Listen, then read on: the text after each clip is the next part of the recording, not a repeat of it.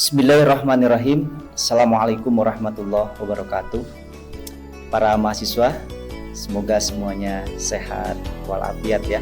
Alhamdulillah pada hari ini kita bisa bertemu lagi untuk bersama-sama belajar mengenai hukum perbankan dan asuransi syariah. Pada pekan lalu kita sudah membahas mengenai hukum perbankan syariah, dan hari ini kita akan membahas asuransi syariah. Para mahasiswa, sebagaimana diketahui bahwa Prodi HES ini profil lulusannya adalah menjadi praktisi ekonomi syariah, atau juga bisa menjadi hakim, pengacara, atau juga di dunia perbankan. Nah, oleh sebab itu, tentu sebagai seseorang yang memiliki profesi-profesi tersebut perlu didukung oleh berbagai kemampuan, yang tentu kemampuan itu dihasilkan melalui proses perkuliahan, baik melalui tatap muka, pengajaran maupun penelitian dan pengabdian masyarakat dengan materi yang relevan tentunya. Nah, pada mata kuliah hukum perbankan dan asuransi syariah ini tentu dikehendaki nanti mahasiswa akan mempelajari mengenai berbagai hal yang berkait dengan regulasi perbankan syariah dan asuransi syariah di Indonesia, dan tentu membahas tentang bagaimana mengoperasionalisasikannya. Dan pada saat ini kita akan membahas tentang satu topik mengenai asuransi syariah. Nah, para mahasiswa, kalau kita lihat gambar ini, apa sebenarnya diperlukan ketika seseorang mengalami satu musibah, contohnya misalnya tabrakan seperti ini. Pasti orang kan pusing ya, sudah kena tabrakan, juga harus memperbaiki mobil gitu. Nah, tentu ada hal yang harus dilakukan oleh orang yang memiliki mobil supaya mendapatkan jaminan ketika terjadi insiden seperti ini, yaitu harus punya asuransi tentunya, jawabannya ya. Nah, maka pada kesempatan kali ini kita akan membahas mengenai asuransi. Ada 3 pertanyaan mendasar yang akan sama-sama kita bahas pada pertemuan kali ini. Yang pertama, apa akad yang digunakan dalam asuransi syariah? Kemudian yang kedua, apa sih perbedaan asuransi syariah dengan asuransi konvensional? Dan yang ketiga tentu, apa keunggulannya dari asuransi syariah? Membahas ini saya berangkat dari satu pengalaman pribadi, di mana saya membeli mobil secara kredit, dan saya menjadi nasabah dari salah satu asuransi selama 4 tahun untuk menjamin mobil ini. 2 tahun all risk dan 2 tahun TLO. Saat itu saya membayar sekitar 18 jutaan lah untuk membayar asuransi selama 4 tahun ini. Namun alhamdulillah sampai akhir perjanjian itu saya tidak terkena musibah apa-apa. Saya bersyukur alhamdulillah. Namun tentunya yang jadi pertanyaan, saya sudah membayar 18 tahun, 18 juta. Saya tidak mendapatkan apa-apa dari asuransi. Kira-kira rugi nggak sih? Nah, itu kan yang menjadi pertanyaan kita kan gitu. Tentu sebagian orang mungkin ada yang mengatakan rugi. Kenapa? Karena ya kita membayar 18 juta tapi kita tidak mendapatkan fasilitas apa-apa.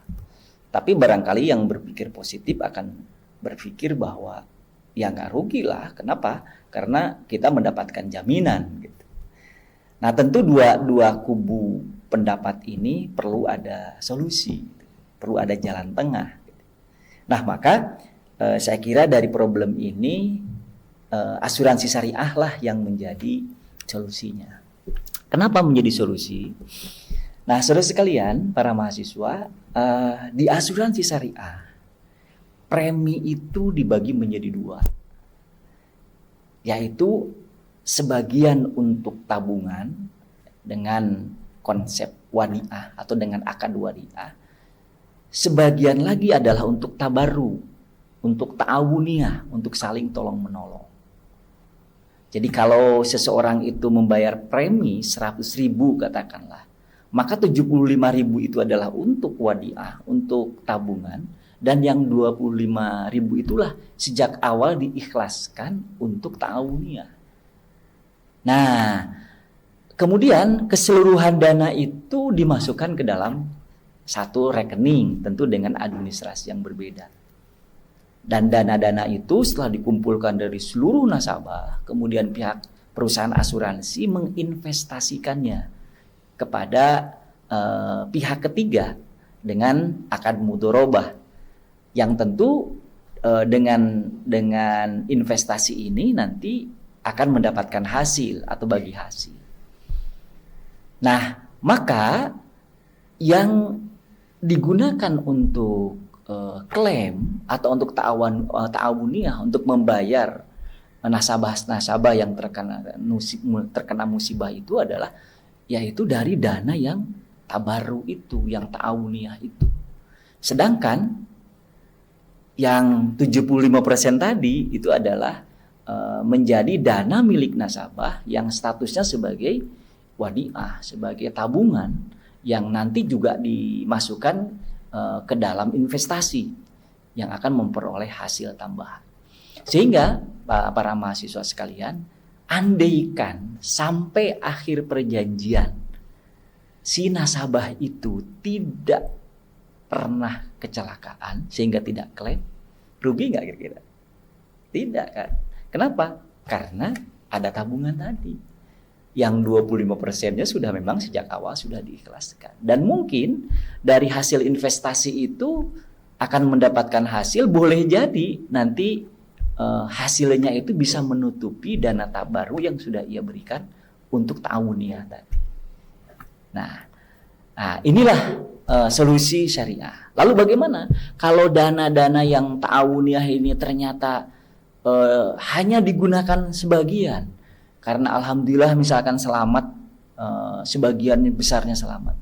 Maka ini pun adalah, dana surplus ini pun adalah nanti dimusyawarahkan.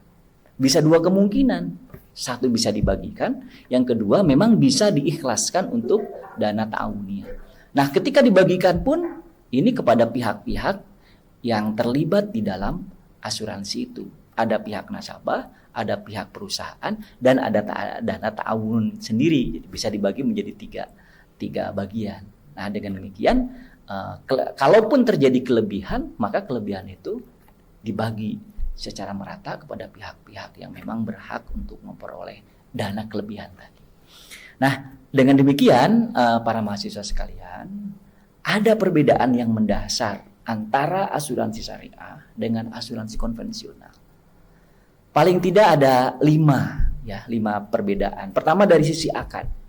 Nah kalau di asuransi syariah akadnya ada 3. Ada akad wadiah titipan, kemudian ada akad mudharabah, dan ada akad tabaru atau ta'awun. Sedangkan di konvensional akadnya cuma tunggal, cuma satu, yaitu akad jual beli risiko. Si nasabah membayar biaya premi, kemudian si perusahaan menerima premi, tetapi kemudian dia juga berkewajiban untuk mengcover segala risiko yang dialami oleh nasabah. Jadi konsep akadnya itu. Kemudian yang kedua, dari aspek kepemilikan dana. Kalau di ekonomi syariah, dana itu tetap adalah milik nasabah. Sedangkan di konvensional, dana itu seluruhnya menjadi milik perusahaan asuransi. Kemudian yang ketiga, tentang status perusahaan, fungsinya apa?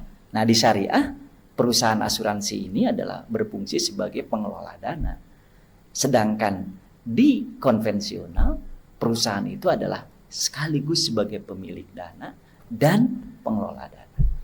Nah kemudian pada keempat, berkaitan dengan resiko. Nah, resiko ini adalah ditanggung bersama antara perusahaan dan nasabah. Sedangkan di konvensional 100% resiko itu adalah ditanggung oleh perusahaan. Nah, dari aspek kelembagaan, perbedaan yang kelima, Kalau asuransi syariah diawasi oleh Dewan Pengawas Syariah atau DPS, sedang konvensional adalah diawasi oleh OJK.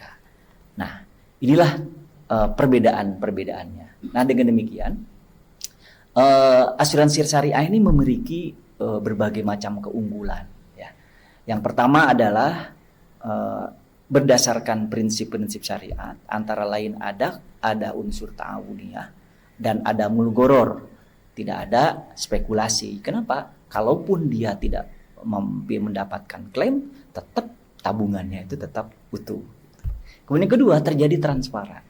Bila ada dana underwriting atau ada kelebihan atau surplus dana premi, maka itu dikembalikan kepada nasabah dan perusahaan. Atau memang kalau diikhlaskan bisa dimasukkan sebagai dana tabarruk. Kemudian yang ketiga, tidak ada yang namanya dana hangus karena sebagian adalah sebagai tabungan. Dan yang keempat, asuransi syariah itu tentu adalah bukan hanya untuk umat Islam, tetapi bagi siapa saja bangsa Indonesia yang memiliki keinginan untuk berasuransi dengan cara yang adil.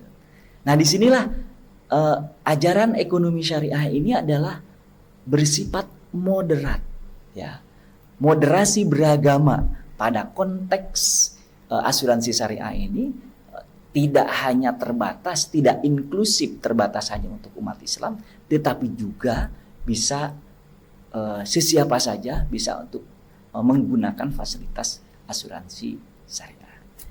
Saya kira itu yang bisa disampaikan pada pertemuan kali ini. Demikian, walhamdulillahirabbil alamin. Assalamualaikum, merdeka.